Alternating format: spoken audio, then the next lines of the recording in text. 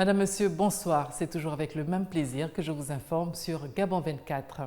Au sommaire de l'actualité ce soir, après des visites de plantations dans l'arrière-pays au Gabon, le ministre en charge de l'agriculture et de l'élevage, Yves Fernand Manfumbi, a visité des sites agro-pastoraux dans la périphérie nord de Libreville, alors que l'agriculture est une priorité pour le Gabon qui importe pour près de 300 milliards de produits alimentaires. Dans ce journal, nous aurons Emma Morano, la doyenne de l'humanité, soufflera ses 117 bougies à la fin du mois de novembre. Elle est persuadée que les gens viendront d'Amérique, de Suisse, d'Autriche, de Turin, de Milan, de partout pour la voir. Voilà pour le sommaire. Bienvenue à tous. De l'estuaire au Lintham, il faut compter plus de 373 km de route. Nous y allons pour parler de la culture du café et du cacao qui a encore de beaux jours au Gabon. Au contact des agriculteurs, Ismaël Ondias Souna a confirmé l'omniprésence de la caisse stable auprès des planteurs du Haut-Lintham et rappelé que l'insertion des jeunes dans le monde du travail est une responsabilité qui n'incombe pas qu'aux décideurs. Notre envoyé spécial est Tex Akigassam. Bitam, ville située à la frontière du nord de la province de Wellington, a été la dernière étape du périple du directeur de la Caisse de stabilisation et de péréquation Kestab. Au contact des agriculteurs, il a confirmé l'omniprésence de la Kestab auprès de ces derniers et rappelé que l'insertion des jeunes dans le monde du travail est une responsabilité qui n'incombe pas qu'aux décideurs.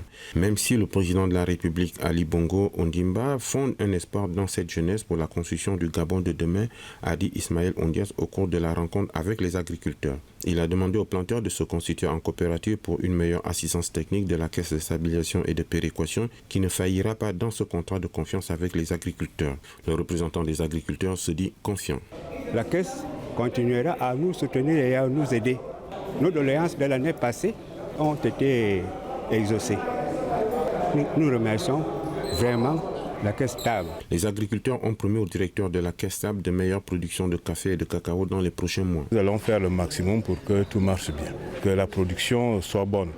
Donc nous nous attelons et nous allons faire le maximum pour que tout marche bien. Le Wellington est toujours une province à vocation agricole et le Gabon, avec ses bonnes saisons, le cacao peut avoir sa place. Pour le directeur général de la Caisse stable, il ne peut que se dire satisfait. Le retour à la terre dans la province de Wellington est un pari gagné d'avance pour le Gabon.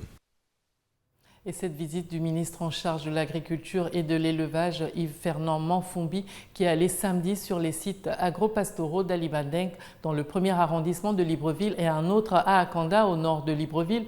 L'objectif est de s'imprégner des difficultés que rencontrent les maraîchers et les éleveurs. Le reportage de Katia Sandong. Les serres et les titres fonciers, c'est ce que réclament dans un premier temps les maraîchers et éleveurs établis sur le site de 1000 m² à Alibandeng, quartier du premier arrondissement de Libreville. Le ministre en charge de l'agriculture et de l'élevage, Yves Fernand Manfumbi, en visite de prise de contact, n'a pas fait de promesse. Je ne dirai pas ici au nom du gouvernement que je suis venu avec la solution. Non. Mais je suis venu partager vos difficultés pour qu'au niveau du gouvernement, je puisse porter le message. Votre message a été clair, c'est celui de participer un tant soit peu à réduire la dépendance alimentaire de notre pays. Le ministre a appelé les jeunes à s'investir dans l'agriculture. Il est nécessaire que nous suscitons l'engouement de la jeunesse et une jeunesse agricole qui doit être consciente, donc prendre conscience que l'agriculture, oui, c'est le pétrole de demain, et que l'agriculture est au cœur du développement économique de notre pays, et que oui, l'agriculture est le principal gisement d'emploi pour la jeunesse aujourd'hui, et que l'agriculture présente aussi des opportunités en termes de formation, d'une part, mais aussi l'agriculture te donne aussi un métier. Ensemble, concrétisons le retour à la terre au Gabon, car la terre ne manque pas dans l'optique de faire de l'agriculture un métier qui doit être au centre de l'économie gabonaise, a exhorté Yves Fernand Manfumbi. La société Engen, distributeur de produits pétroliers, a organisé ce samedi à Libreville son siège, un samedi rose, pour participer à sa manière à la campagne Octobre Rose pour sensibiliser au dépistage du cancer féminin. Les grandes lignes de cette journée ont été axées sur le cancer du col de l'utérus et celui du sein. Bienvenue, Nelkam nous fait le point. Samedi Rose, c'est la formule que le distributeur de produits pétroliers Engen a choisi à Libreville pour participer à la campagne de sensibilisation Octobre Rose de la Fondation Sylvia Bongo Ndimba sur les cancers féminins qui se poursuit jusqu'à la fin du mois.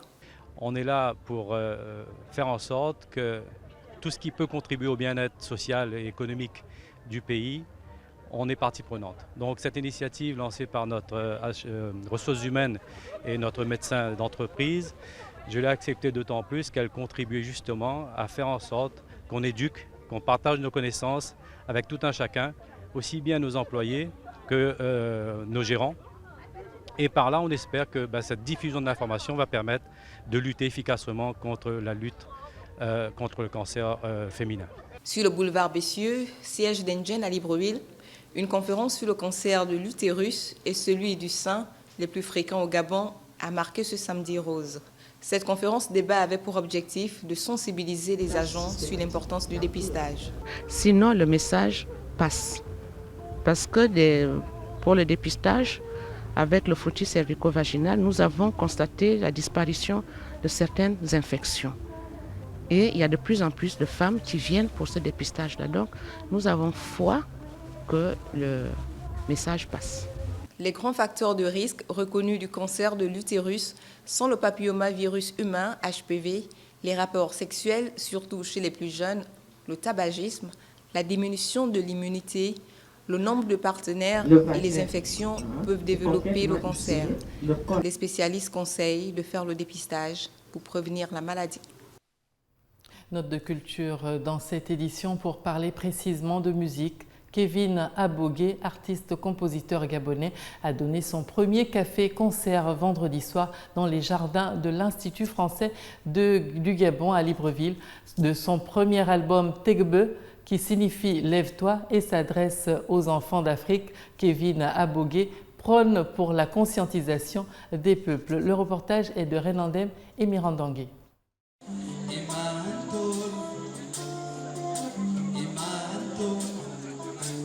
Kevin Abogué, jeune artiste gabonais qui s'est largement inspiré de Pierre Claver Akindengue, a fait l'étalage de tout son talent vendredi soir au Centre culturel français de Libreville, en interprétant quelques chansons de son premier album devant un public menusé. Dans ma musique, je parle essentiellement d'Afrique, de paix, de liberté et d'écologie.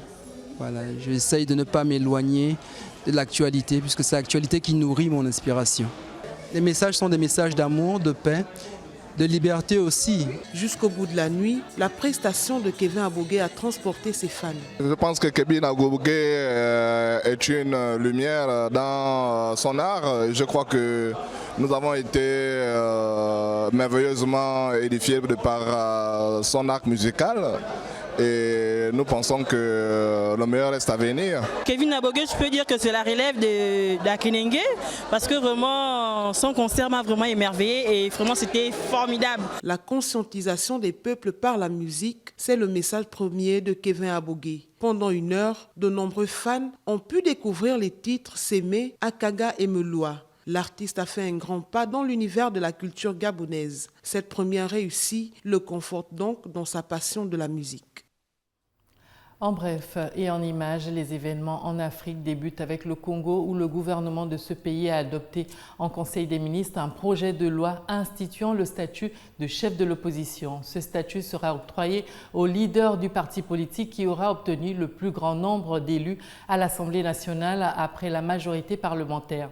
Le texte sera examiné par les députés. La mesure est diversement appréciée au sein de l'opposition. Certains estiment qu'elle permettra de donner un caractère institutionnel à cette frange de la politique en dehors de la majorité. D'autres dénoncent la démarche unilatérale du gouvernement et estiment que l'opposition avait son mot à dire dans l'élaboration du projet de loi. L'homme d'affaires béninois Sébastien Adjavon, arrivé 3e à la dernière présidentielle, a été interpellé vendredi à cause d'une saisie de cocaïne dans un conteneur de sa société. Le compte-rendu de Bienvenue Netkem.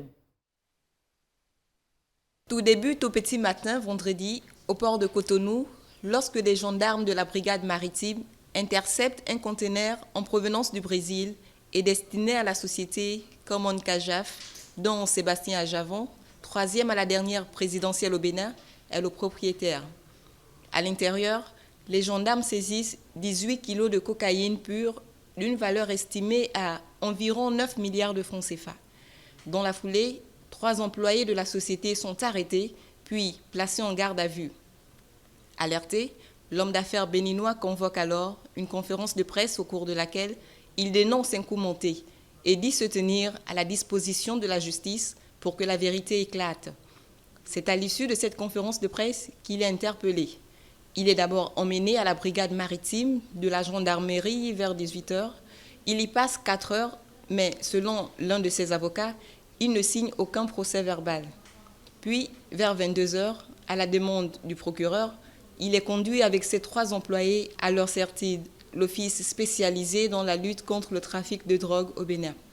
Mais là, selon son entourage, on refuse de les auditionner au motif que l'office n'a pas été associé à l'opération de saisie. Nouveau transfert, donc 45 minutes plus tard, cette fois au siège de la direction régionale de la gendarmerie où il a finalement passé la nuit.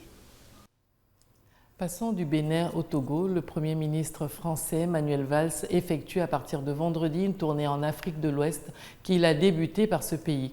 C'est la première fois depuis 1989 qu'un Premier ministre français se rend en visite officielle au Togo. Le Togo, rappelons-le, est dirigé par le président Faure Gnassingbé, change dans le bon sens, a-t-il estimé vendredi soir à Alomé, reconnaissant que la France avait eu un défaut d'intérêt pour le petit pays d'Afrique de l'Ouest. Une tournée de 4 jours qui le mènera aussi au Ghana et en Côte d'Ivoire.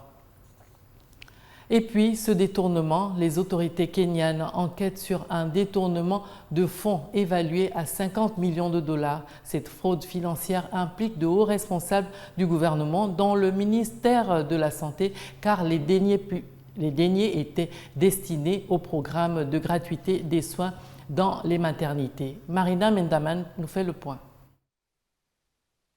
Près de 50 millions de dollars ont été détournés dans le secteur de la santé au Kenya, une révélation faite par un journal kényan, le Business Daily. Cette somme colossale aurait été siphonnée par des sociétés privées en facturant des services et des commandes de produits qui n'ont jamais été livrés.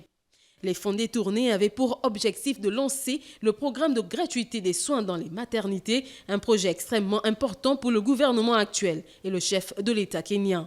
Face à l'ampleur du phénomène, le président Uhuru Kenyatta a exprimé ses frustrations en dénonçant les méthodes mises en place par les principaux organes publics de surveillance et de lutte contre la corruption. Actuellement, l'enquête est menée par la Direction kenyane des enquêtes criminelles, la Commission pour l'éthique et la lutte anticorruption et par le Bureau national d'audit de l'État.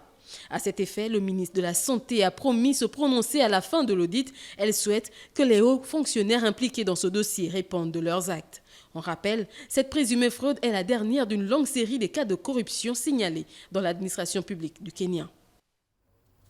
L'actualité dans le monde, c'est aussi en Irak, à l'approche de Mossoul, la grande cité du nord irakien, toujours tenue par des milliers de djihadistes du groupe État islamique. De nombreux chiites venus de partout en Irak se mobilisent pour soutenir et ravitailler les groupes réguliers irakiennes. Le reportage. À 25 km de Mossoul, ces bénévoles préparent des milliers de repas par jour. Ils sont chiites et prêts à risquer leur vie pour apporter de quoi manger aux combattants. Ils livrent les troupes régulières, mais surtout les hommes du Hashed Sha'abi, les unités de mobilisation populaire. Cette force paramilitaire, dominée par des milices chiites souvent soutenues par l'Iran, est née d'une mobilisation contre l'organisation État islamique en 2014. On commence à 5 h du matin jusqu'à minuit. Notre convoi reste 10 jours, certains restent 5 ou 7 jours. Dès qu'un convoi part, un autre arrive. Nous cuisinons tous pour le Hashed. La route qui mène au front est encombrée de voitures pleines à craquer de nourriture. La plupart des convois roulent sur des centaines de kilomètres depuis Bassora, Karbala ou Bagdad dans le sud de l'Irak. Une véritable ferveur populaire et un devoir religieux pour certains.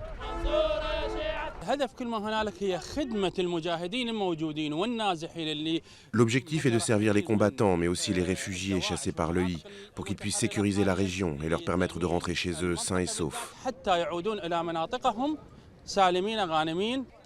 Les bénévoles assurent que les fonds sont collectés uniquement auprès de particuliers. Sur la ligne de front, ces hommes livrent aussi gratuitement des vêtements aux combattants de la police fédérale irakienne. Comme vous le voyez, nous sommes en première ligne et nous avons des sous-vêtements, des chaussures, des foulards et des casquettes. Ils apportent tout ce que vous voulez, à manger, à boire, tous les types de viande, de poisson, tout, même des recharges de téléphone. Grâce à ce soutien bénévole, les combattants du Hached assurent être mieux approvisionnés que l'armée elle-même sur les autres fronts. Mais ils ont promis de ne pas intervenir à Mossoul même et ne jouent qu'un rôle de soutien pour l'instant. Leur objectif, Tel Afar, une ville chiite à l'ouest de Mossoul. Les familles des victimes d'un assaut israélien en 2010 contre un navire humanitaire turc en route vers Gaza sont décidées à continuer leur combat judiciaire contre l'État hébreu, malgré un accord diplomatique entre la Turquie et Israël qui prévoit l'abandon des poursuites. Renandem. En 2010, 9 Turcs avaient été tués lorsqu'un commando israélien avait pris d'assaut le Mavi Marmara, un navire faisant partie d'une flottille humanitaire composée de 6 embarcations qui tentaient de briser le blocus de la bande de Gaza. Même si elles acceptent l'argent, cela n'aura aucune conséquence sur le procès. Ce procès est un procès criminel et non pas un procès de compensation financière. D'ailleurs, les 20 millions de dollars prévus sont davantage une grâce, une donation, mais ils ne peuvent pas être considérés comme une compensation. Cet incident a provoqué une grave crise diplomatique entre la Turquie et l'Israël qui a duré 6 ans, jusqu'à la conclusion d'un accord de normalisation en juin dernier, après plusieurs mois de tractations secrètes aux grandes dames des familles des victimes. La Turquie pourrait envisager de laisser tomber ses affaires sur la base d'un accord politique. C'est terrible parce que vous sacrifiez le droit des victimes à obtenir justice sur la base de jeux politiques. J'espère que le système judiciaire turc rejettera cela. Dans le cadre de cet accord, Israël a notamment versé fin septembre 20 millions de dollars d'indemnité à la Turquie au profit des familles des victimes. En échange, les deux parties ont convenu qu'aucun individu israélien ni aucun représentant du gouvernement d'Israël ne pouvait être tenu responsable. La commissaire européenne du budget, Kristalina Georgieva, de nationalité bulgare, a décidé de démissionner de l'exécutif européen pour prendre à compter de janvier prochain un poste à haute responsabilité à la Banque mondiale à Washington, a annoncé vendredi la Commission européenne. Bienvenue Nelkem. Kristalina Georgieva, 63 ans, économiste bulgare, qui a déjà fait un long passage à la Banque mondiale de 1993 à 2010, va y revenir au poste de présidente exécutive. Elle démissionne à cet effet de la Commission européenne pour prendre à compter de janvier prochain un poste à haute responsabilité à la Banque mondiale à Washington. Il s'agit d'un nouveau poste créé par l'institution de Washington pour chapeauter ses branches dédiées aux pays émergents et aux pays les plus pauvres. Vice-présidente de l'exécutif européen, chargée du budget et des ressources humaines, Kristalina Georgieva avait été en lice fin septembre, début octobre pour la succession de Ban Ki-moon à la tête de l'ONU. Elle avait pu se mettre en congé de la commission pour faire campagne, mais le verdict était arrivé très rapidement dès le tour du scrutin suivant. Le Portugais António Guterres, resté largement favori, l'a finalement emporté et succédera à Ban Ki-moon le 1er janvier. Le portefeuille de Mme Georgieva dans l'exécutif européen devrait être transféré après le 31 décembre au commissaire allemand Günther Oettinger, déjà chargé de l'économie numérique. Le président de la Commission, Jean-Claude Juncker, va engager des discussions avec le Premier ministre bulgare, Boyko Borisov, sur les noms de possibles candidats bulgares à un poste de commissaire à Bruxelles, les traités prévoyant que chacun des 28 pays de l'Union européenne soit représenté dans l'exécutif. Si Paris a longtemps abrité des chais et que des vignes poussent encore sur la colline de Montmartre, la tradition s'est un peu perdue au fil du temps. Mais certains ont décidé de remettre la viticulture parisienne au goût du jour, comme les vignerons parisiens qui fabriquent leur vin en plein cœur de la ville lumière. Le reportage de nos confrères de l'AFP. Du raisin, un pressoir, et le précieux liquide qui s'en échappe. Une scène que vous pourriez voir dans bien des régions de France. Sauf que nous sommes en plein Paris. Bon, moi je suis parisien, je suis né à Paris, j'ai grandi à Paris. J'aime beaucoup la ville, j'ai pas forcément envie d'en partir. Et j'ai toujours voulu passer côté production dans le vin. Avant, je travaillais dans la distribution, j'avais créé une société de distribution de vin. Et c'est comme ça qu'est venue l'idée de me dire, est-ce que je peux rester à Paris et faire du vin? Il lui a fallu 2 ans, 400 000 € et des heures de démarches administratives, mais il y est arrivé. Les vignerons parisiens ont ouvert en mars 2016, pas très loin de la place de la République. S'ils pressent leur vin dans la capitale, ces vignerons font venir les précieuses grappes de la vallée du Rhône. La tradition viticole n'est pas une nouveauté à Paris, la capitale a abrité des entrepôts de stockage jusqu'aux années 70. Il y a même des vignes qui poussent à Montmartre, gérées par une association. Mais elles produisent moins de 2000 bouteilles chaque année. On a franchi une étape supplémentaire dans la production de vin à Paris. Le pressoir qu'on est en train de faire aujourd'hui, c'est la première fois qu'on presse des raisins dans Paris intramuros, enfin en tout cas qu'une société privée le fait. Dans leurs locaux, les vignerons parisiens stockent le raisin puis le pressent. Le mou ainsi obtenu sera mis dans des cuves en inox ou en tonneaux de chêne pendant plusieurs mois.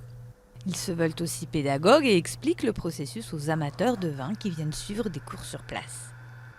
Comme il y a plein d'idées reçues dans le vin, ça va de la cuillère en argent dans une bouteille de champagne, ça ne marche pas.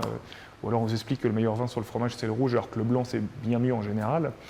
Ils ont aussi pas mal d'idées reçues quelquefois sur les vinifications, sur l'élevage des vins, donc c'est bien de leur montrer évidemment comment on peut faire le vin et comment on le déguste. Les bouteilles sont vendues entre 14 et 20 €, comme celle-ci, qui porte le nom du célèbre baron Haussmann qui façonna Paris au XIXe siècle. Les vignerons parisiens tablent sur 35 000 bouteilles pour le millésime 2016. Pas sûr que cela suffise à étancher la soif des Parisiens, parmi les plus gros consommateurs du monde. Emma Morano, je vous en parlais en titre, soufflera ses 117 bougies à la fin du mois de novembre. Même si elle n'a invité personne, la doyenne de l'humanité est persuadée que les gens viendront d'Amérique, de Suisse, d'Autriche, de Turin, de Milan, de partout pour la voir. Bienvenue Nelkem. Emma Morano, doyenne de l'humanité, fêtera probablement le 29 novembre prochain son 117e anniversaire. Elle n'a invité personne, mais s'attend à voir encore débarquer des gens du monde entier. Cette Italienne au régime singulier est la dernière personne connue à être née au XIXe siècle. Cette très vieille dame encore alerte vit dans une petite ville du nord de l'Italie, au bord du lac Majeur. Je mange 2 œufs par jour et c'est tout. Je mange des biscuits aussi. Je ne mange pas beaucoup parce que je n'ai plus de dents. Le docteur Bava est le médecin qui la suit depuis 27 ans. Elle a toujours mangé très peu de légumes, très peu de fruits. Quand je l'ai connue, elle mangeait 3 œufs par jour. Son régime alimentaire était composé de 3 œufs, 2 crus et 1 en omelette. Puis le soir, une escalope de poulet. Une autre caractéristique de son régime, c'est le fait qu'il n'est absolument pas varié. Elle mange toujours la même chose, toujours à la même heure. Après s'être séparée en 1938 d'un mari violent, alors que son unique enfant venait de mourir à l'âge de 7 mois, Emma Morano a vécu seule, à une époque où cela ne se faisait pas, travaillant jusqu'à l'âge de 75 ans dans une fabrique de sacs en toile de jute. Très indépendante, elle est restée autonome jusqu'à l'année dernière, même si elle n'est pas sortie de son petit 2 pièces depuis 20 ans et ne quitte plus son lit depuis 1 an. Le rappel des titres avant de nous quitter. Nous avons eu en bonne place dans ce journal, après des visites de plantation dans l'arrière-pays, le ministre en charge de l'agriculture et de l'élevage, Yves-Fernand Monfombier, a visité des sites agro-pastoraux dans la périphérie nord de Libreville, alors que l'agriculture est une priorité pour le Gabon qui importe pour près de 300 milliards de produits alimentaires. Dans ce journal, Emma Morano, à l'instant, la doyenne de l'humanité, soufflera ses 117 bougies à la fin du mois de novembre. Elle est persuadée que les gens viendront d'Amérique, de Suisse, d'Autriche, de Turin, de Milan, de partout pour la voir. Voilà, Madame, Monsieur, c'était là l'essentiel de l'actualité du jour. Merci à vous de l'avoir suivi. L'information reste en continu sur Gabon 24.